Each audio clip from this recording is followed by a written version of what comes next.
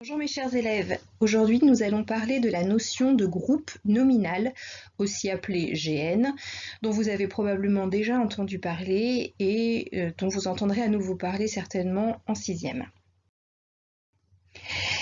Lorsque l'on s'exprime, c'est que nous avons un message à transmettre à un interlocuteur ou qu'un interlocuteur veut nous transmettre un message. Que ce message soit oral, parlé, c'est-à-dire que nous avons face à nous la personne à qui nous voulons parler, ou que le message soit écrit, c'est-à-dire que la personne à qui je veux adresser le message n'est pas forcément présente avec moi, ou alors que je veux que ce message soit lu à un autre moment ou qu'il reste aussi dans le temps. C'est possible de vouloir conserver certaines notes ou même diffuser à un plus large public tel que la publication d'un livre par exemple. Ce message, je dois pouvoir le comprendre, je dois pouvoir bien cerner ce qui m'est dit, ce qui m'est demandé pour pouvoir avoir l'information que veut me transmettre la personne qui émet ce message.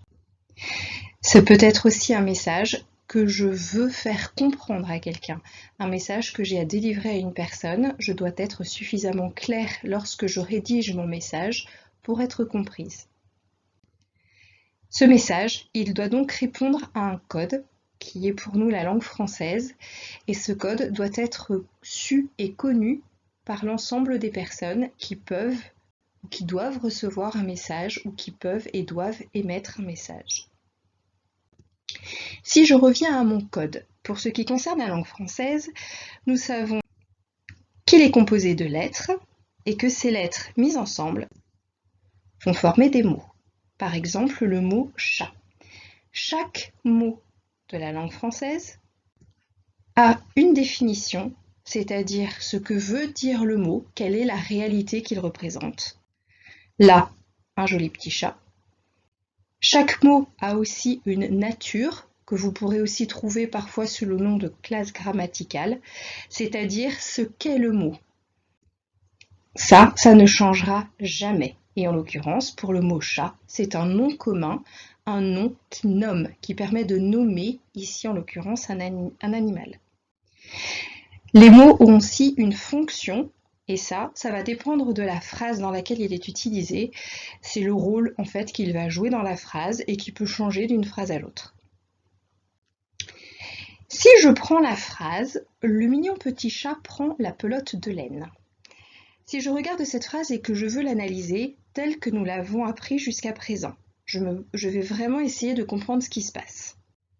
L'action qui est faite est dans cette phrase de prendre. Le verbe, c'est un verbe d'action, c'est donc le verbe prendre, et si ici écrit prend.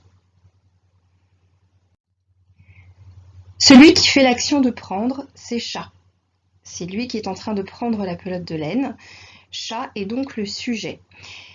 Il est qualifié de petit, il est qualifié de mignon, et l'article le va être le déterminant.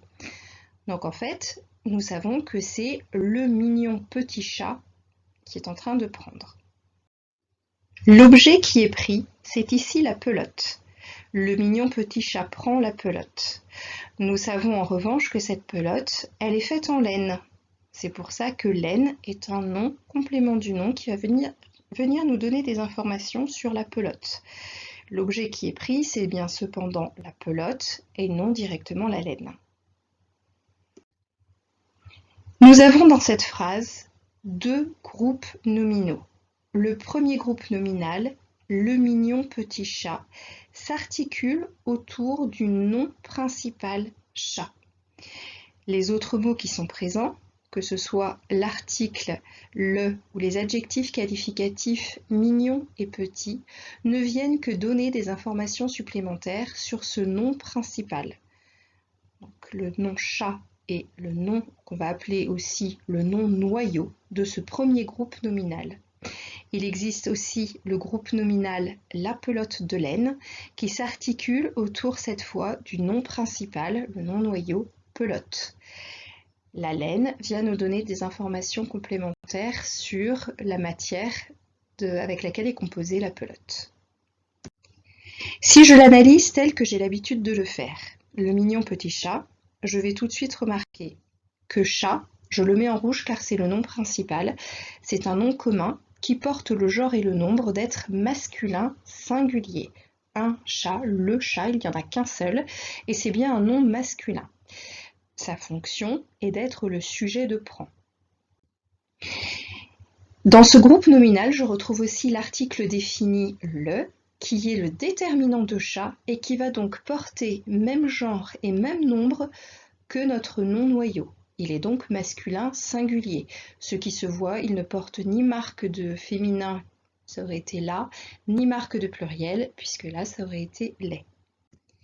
Nous avons ensuite deux adjectifs qualificatifs, mignon d'un côté et petit de l'autre, qui viennent qualifier le nom. Ce sont des épithètes de ce nom chat, c'est leur fonction d'être épithète du nom chat, et qui sont donc tous les deux avec la marque du genre et du nombre du nom noyau, donc de chat, masculin singulier. Attention, si la fonction de chat est d'être sujet du verbe prendre, en aucun cas les autres mots du groupe nominal n'auront cette fonction. Ils ont leur fonction qui est la leur, qui est une fonction propre. Le est un déterminant. Les adjectifs qualificatifs petit et mignon sont là des épithètes du nom chat. Donc attention, ce n'est pas parce que la fonction de chat est d'être sujet que c'est aussi la fonction des autres mots. J'attire votre attention sur ce point, puisque très souvent on a l'intention de dire « Ah bah oui, l'action est faite par le mignon petit chat ». Certes, mais chacun de ces mots a une fonction qui lui est propre. L'autre groupe nominal, la pelote de laine, peut être analysé de la manière suivante. Pelote est le nom noyau, le nom principal de ce groupe nominal. C'est un nom commun, féminin singulier, qui est complément d'objet direct de prend. Ça, c'est sa fonction. Il est accompagné d'un déterminant, qui est un article défini dans ce cas-là. Donc ça va être sa nature d'être un article défini. Sa fonction sera d'être déterminant de pelote, et qui du coup porte la marque du genre et du nombre du nom noyau. Il est donc féminin singulier. Cette fois, on remarque bien le « la ». 2 va être une préposition, donc un petit mot invariable, qui lui va avoir pour fonction d'introduire le nom laine.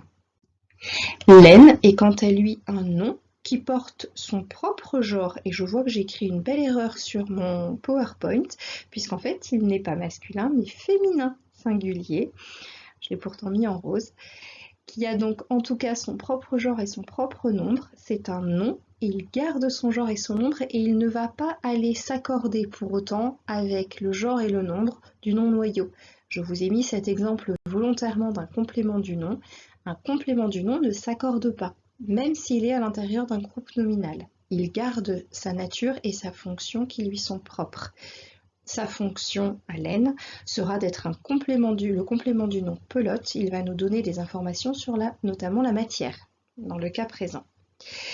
Voilà, donc si vous aviez des choses à retenir des groupes nominaux, mes chers élèves, c'est vraiment qu'il faut faire attention à l'accord de l'adjectif qualificatif épithète et éventuellement du déterminant, mais ce n'est pas forcément toujours le cas de tous les déterminants. Dans le cas d'un article, oui. Dans les cas des adjectifs possessifs, des adjectifs démonstratifs, de certains adjectifs interrogatifs, oui. Mais par exemple, les adjectifs numéros ne sont pas forcément accordés en genre et en nombre avec le nom. C'est pour ça que je vous dis, attention, ce ne sont pas forcément tous les déterminants. En revanche, tous les adjectifs qualificatifs épithètes d'un nom commun en prendront le genre et le nombre systématiquement. Les autres mots du groupe nominal, que ce soit les prépositions qui vont rester invariables, que ce soit d'autres noms, compléments du nom, notamment, garderont leur genre et leur nombre propre. Voilà, j'espère avoir été claire.